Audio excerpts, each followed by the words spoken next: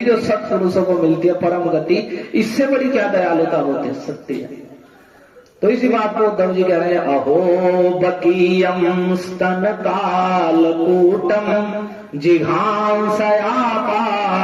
यदप्यसाध्वी लेभे गतिम धातृचिताम ततोन्यम कम वादयात है। बकी बकासुर की बहन पूतना, यम स्तन कालकूटम, स्तनों पर कालकूट विष लगाकर आई और मारने के लिए जिघांसयापी अपाय, मारने के उद्देश्य से कालकूट विष लगा करके उसने भगवान को स्तनपान कराया। और वह राक्षसी थी, असाध्वी थी, लेकिन लेभे गतिम धातृचिताम, वह गति पूतना को प्राप्त हुई। तो कह रहे लेभे गतिम धातृचिताम ततोन्यम कम वा दयालुम शरणम व्रजेम। तो अब एक बात बताओ, उनके अलावा जो ऐसा दयालु पुरुष मारने के लिए कालकूट विष लगाकर आई पूतना को धात्री के समान गति देने वाला है, ऐसा उसके अलावा अन्य कौन इतना दयालु पुरुष है? कम वा दयालु, उनकी तुलना में अब ऐसा कौन दयालु है जिसकी हम शरणम व्रजेम, कि उसके अलावा हम किसी दूसरे की शरण ग्रहण करें? ऐसा कौन दयालु है जो मारने के लिए आए हुए व्यक्ति को माता की गति देने वाला है? तो ऐसे बड़ा कौन, ऐसा उनकी तुलना में ऐसा कौन है कि जिसके पास हम जाए शरण ग्रहण करने? ऐसे दयालु तो एकमात्र कृष्ण है, जो ऐसी पूतना जैसी राक्षसी को भी बस उसने भगवान को स्तनपान कराया। तो भगवान ने यही सोचा कि कम से कम इसने स्तन कुछ दिया तो सही।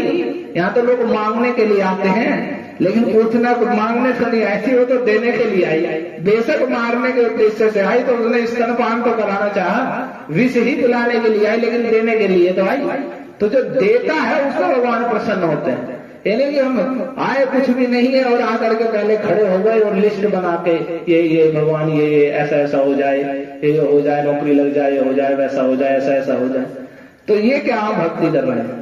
तो पूतना क्या, वो मांगने के लिए नहीं आई, कुछ भी है आई तो देने के लिए, चाहे वह विष भरा ही स्तन पिलाना चाहती थी, लेकिन भगवान ने उसकी उस देने की प्रवृत्ति देखी तो भगवान प्रसन्न होकर के माता की गति देखी।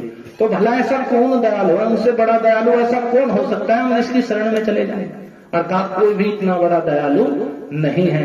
तो फिर अगर हम श्रद्धा पूर्वक उन भगवान श्री कृष्ण को भक्ति से करें, किम पुनः उसके विषय में क्या कहा जाए? जो श्रद्धा पूर्वक भगवान को वस्तुएं, उनकी प्रिय वस्तुएं और अपनी प्रिय वस्तुएं अर्पित करते हैं, अनुराग पूर्वक उनके विषय में तो कहा ही नहीं जा सकता कि भगवान उसे कितने आदर से ग्रहण करते हैं और उस भक्त का कितना मान रखते हैं।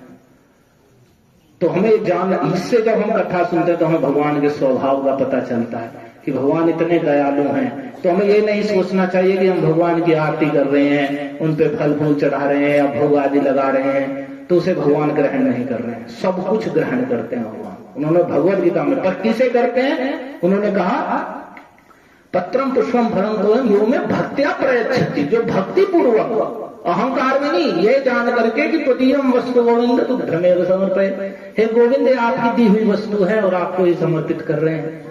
तो भक्ति पूर्वक अपने को दास मान करके भगवान कह रहे हैं जो कुछ भी मुझे फल फूल जल कुछ भी अर्पित करते हैं तो मैं अस्नामि प्रयतात्मना, ऐसे अपने शुद्ध हृदय वाले भक्त की प्रत्येक वस्तु को मैं अस्नामि खाता हूँ, करे ग्रहण नहीं करता, खाता हूँ। अगर खाने के लिए फल चढ़ाया, उसने फल दिया, भोग लगाया भक्ति पूर्वक, तो मैं उसे ग्रहण करता हूँ, खाता हूँ मैं उसे। तो जब हम ऐसा करेंगे तो कितना भगवान उस भक्त का वैल्यू रखेंगे, किस प्रकार से उसकी रक्षा सुरक्षा सब कुछ, कौन उनसे बड़ा दयालु हो सकता है? तो हम सबसे बड़े दयालु को ढूंढ रहे हैं जो हमारी थोड़ी सेवा पे खुश हो जाए, तो इनसे बड़ा कोई दयालु नहीं है। उद्धव जी जैसे महाबुद्धिमान जिन्हें बृहस्पति जी ने पढ़ाया है, उन्होंने निर्णय दिया कोई ऐसा दयालु नहीं है जिसकी शरण ग्रहण करी जाए। एकमात्र ऐसे दयालु कृष्ण है जो मारने के लिए आए हुए व्यक्ति को भी सत्पुरुषों की गति दे सकते हैं। हरे कृष्णा कृष्ण कृष्ण हरे हरे, हरे राम राम राम हरे हरे, हरे कृष्ण कृष्ण कृष्ण हरे हरे, हरे राम राम राम राम हरे हरे। श्री श्री राधा मदन मोहन भगवान की, श्री कृष्ण चैतन्य महाप्रभु की, श्रील प्रभुपाद की, श्रील कृष्णपाद की, भक्त वृंद की, समागत भक्त वृंद की,